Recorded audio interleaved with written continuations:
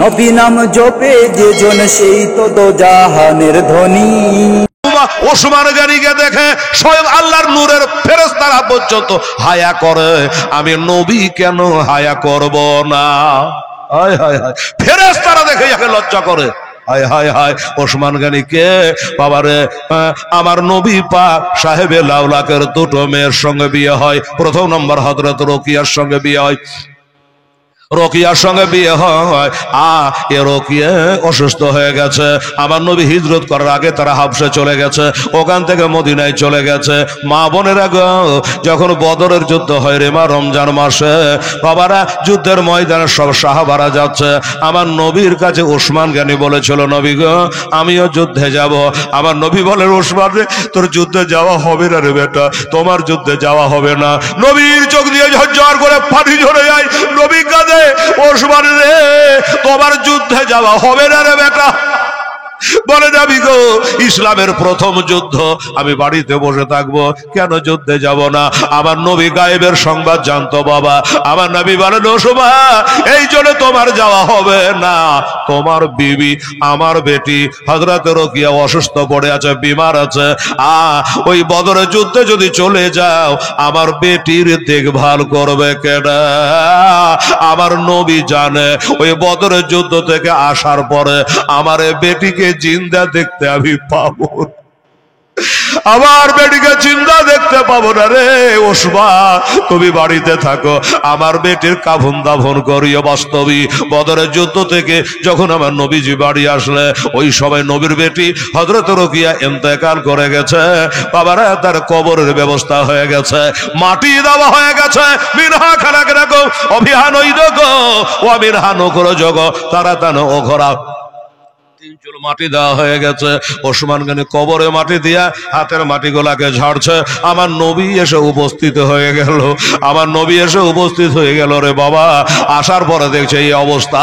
বলে, ওসমান তুমি যদি যুদ্ধের ময়দানে যেতে, তাহলে এই কাজটা আজকে করতে রে ওসমান। তবে শোনো, আমার বেটির দেখভাল করার জন্য তুমি যখন থেকে গেছ, তোমার নামটা আমি বদরের খাতায়, ওই মুজাহিদের খাতায় তোমার নাম লেখে দেব। যুদ্ধে না গিয়ে এই যে নবীর কথাটাকে মেনেছে, এই জন্য ওসমান গনি কেঁদে বেড়াচ্ছে। যাদের মা মারা গেছে তারা জানে মা হারা কত ব্যথা, যাদের স্বামী হারা গেছে তারা জানে স্বামী হারা কত ব্যথা, কোলে ছেলে মারা গেছে তারা জানে কোলে ছেলে হারা কত ব্যথা। বাবা গো, ও মা বোনেরা, বেটির মতো জিনিস নাই রে বাবা। আমার ওসমান গনি কেঁদে বেড়াচ্ছে, আমার বিবি ইন্তেকাল করে গেছি। আমার নবী ডাক দেয়, এ বেটা ওসমান, তোমার চোখের পানি আমি সইতে পারি না রে ওসমান, আমি সব সইতে পারি, তোমার চোখের পানি সইতে পারি না, আসো। ওসমান আসো। ওসমান আসলো।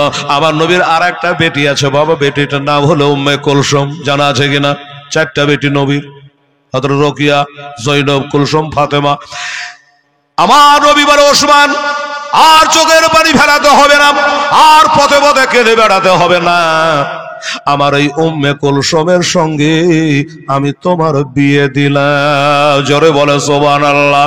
বাবা গো, আমার নবী খালি বললে, ওসমান তোমার সঙ্গে দিলাম। আমার ওসমান এত ভালো। এরে দুনিয়ার মুসলমানেরা কান করে শোনাম, এই আমার সাহাবারা তোমরাও কান করে শোনো।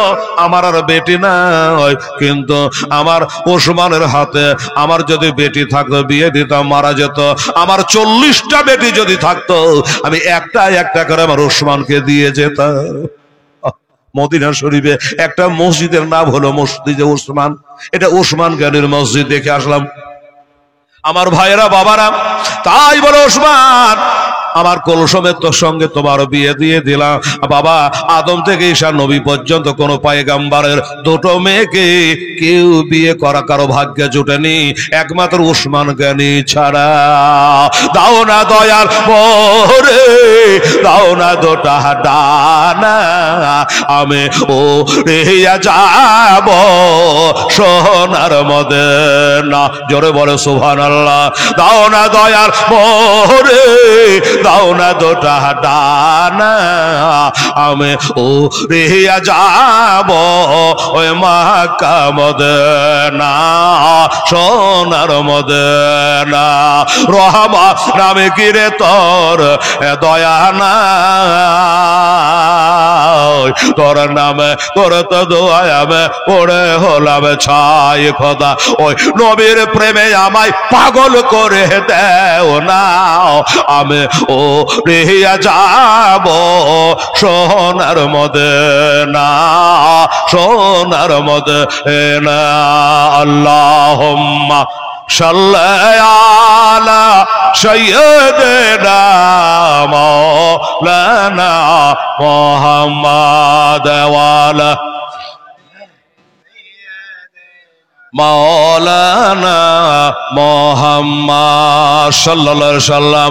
এই মুসলমানেরা আমার ভাইরা, এই সেই ওসমান কুলসুমকে বিয়ে করেছে, সংসার করছে, আল্লাহ মাল দিয়েছিল, ধন দিয়েছিল, তিল দিয়েছিল। অনেক মুসলমান আছে বাবা, মাল আছে তো তিল নাই, দিল আছে তো মাল নাই, আছে না বাবা এরকম লোক? আমার ওসমান গনিকে আল্লাহ এত মালদার বানিয়েছে, জ্ঞানী মানে হলো মালদার, এত বড় মালদার, দিলদার, নবীর প্রেমে পাগল ছিল রে বাবা।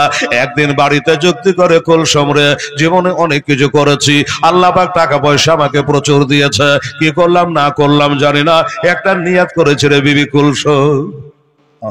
কি নিয়াত করেছেন বলুন? বলছে কুলসুম আমি নিয়াত করেছি তোমার বাবাকে অর্থাৎ দয়ার নবীকে, হ্যাঁ এই মা বোনেরা শুনেন, অনেক ভাই বেটা ছেলে তো বলে মা বোনদের মাথার উপর দিয়ে বলে দিচ্ছি, অনেকে আজও বলেন আমার নবী সাহেবের বিটি কটা, আমার নবী সাহেবের বিবি কটা, বেটি কটা। এই যে ভাষাটা, এই ভাষাটা আর বলবেন না, নবী সাহেব এই কথাটা জীবনে বলবেন না। মা বোনেরা কোনোদিন বলবেন না যে আমাদের নবী সাহেব, কি বলবেন তাহলে? বলবে হেরানা, তাহলে কি বলবো? বলবেন আমাদের দয়ার নবী, আমার নবী পাক হুজুর আলাইহিস সালাম, এইভাবে বলবেন। নবী সাহেব বলবেন না মা, এই জন্য মেম্বার সাহেব, প্রধান সাহেব, হেলাল সাহেব, নবী সাহেব এক হয়ে যাচ্ছে। নবীর শান হলো সবসময় আলা ওয়াউলা হামারা নবী। তাই বলছে বাবা কুলসুম আমি মনস্থ করেছি, এই মনস্থ করেছি তোমার আব্বা জানকে দয়ার নবীকে আমার বাড়িতে বসায় একটু দাওয়াত করে দুটো দানা খাওয়াতে চাই। আচ্ছা বলুন কোন বিবিকে মানা করবে? আচ্ছা ভাই, কেউ যদি বলে বিবি রে এই আমার বাবাকে দাওয়াত করে খাওয়াবো, আমার বাবাকে, তো বিবি বলবে যে এখন দেখতে হবে না, হাতে কাম গেলা কম হোক, হ্যাঁ না, ভুট্টা গেলা মারা হোক, তারপর তোমার বাপকে ডাকিও। আর যদি বলে তোর বাপকে ডাকবো, বলে পরশু লাই কালি ডাকো, বলবে কি না নিজের বাপকে? তো কুলসুমকে বলছো তোমার বাবাকে ডাকবো, বলবেই তো যে ভালো ডাকো, তারপর তো নবীর ব্যাপার আছে আলাদা।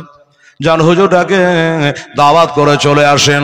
এই মুসলমানেরা, আমার ভাইয়েরা, আমার আম্মা জানেরা, আমার ওসমান গনির জন্য রাদিয়াল্লাহু তাআলা আনহু এক পা দুপা করে নবীজির বাড়ি গেলেন।